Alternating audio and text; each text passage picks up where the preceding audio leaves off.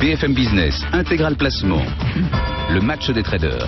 Nos deux traders sont... Eh bien, je ne la prépare pas puisque je suis tout le temps sur les marchés, donc j'ai pas besoin. J'improvise, je suis mon plan, donc c'est assez simple pour moi d'intervenir. Et d'ailleurs, ce que je fais sur BFM, c'est un feuilleton, c'est-à-dire qu'il y a un suivi au quotidien de l'idée générale, du niveau intraday. Alors, je peux pas non plus en dire trop par rapport à mes clients. C'est toujours le même problème d'ailleurs, c'est que puis-je dire pour apporter une valeur ajoutée et pas trop en dire non plus quand même dans le détail, pour pas que mes clients me disent, dites-moi, nous on paye pour être abonné et si vous dites la même chose sur BFM, c'est embêtant. Bon, c'est vrai que c'est différent, BFM ça dure 2 minutes, parfois 2 minutes c'est trop, 3 minutes, 2-3 minutes, c'est trop, parfois c'est pas assez, voilà. Mais c'est de toute façon quelque chose que j'aime beaucoup faire. Comment est-ce que vous la regardez évoluer cette tendance après ces 2 séances consécutives de progression? Potentiel épuisé probablement, le marché peut poursuivre mais... Franchement ça sera pas facile. En revenant si vous voulez ce matin sur 5090 futur juin, il faut retraiter des dividendes et en fait on est à 100 points du plus haut. Parce que...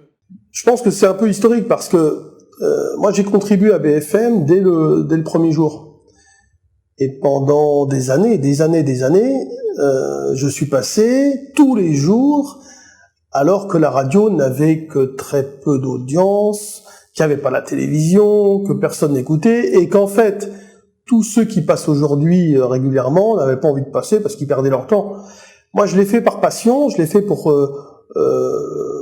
partager quelque chose, pour apporter quelque chose, parce que ça me plaisait beaucoup de le faire, même s'il n'y avait aucun audimat.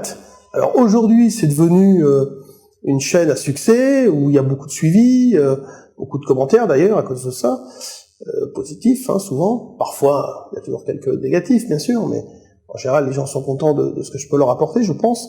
Enfin en tout cas ils me le disent, ils m'écrivent, c'est sympathique d'ailleurs.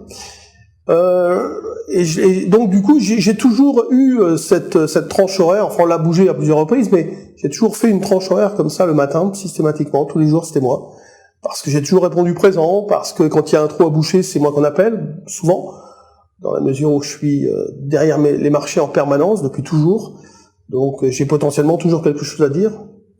Là par exemple le marché recule, si BFM m'appelait, je pourrais répondre, donner une idée.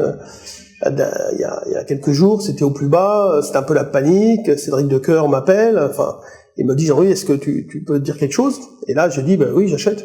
Il s'attendait à ce que je dise oui, c'est un peu un sell-off, il faut vendre. Et je lui dis non, Cédric, on est exactement sur le niveau sur lequel on avait prévu d'acheter, on y est, donc faut le faire. Voilà, donc c'est pas compliqué puisque je suis dessus tout le temps. Donc voilà, c'est ça, je déroule un feuilleton, je déroule un plan, mon plan d'action, puisque je suis acteur des marchés, donc c'est assez simple. Voilà. Merci. Et en fait, on est à 100 points du plus haut, parce que le plus haut de juin, donc qui prenait l'intégralité des dividendes depuis le début de l'année, par rapport à juin, à côté au plus haut, 5190. Donc c'est pas si loin que ça. On a fait du moins 7,5, et là on vient de regagner quasiment 6%, donc c'est un très gros mouvement.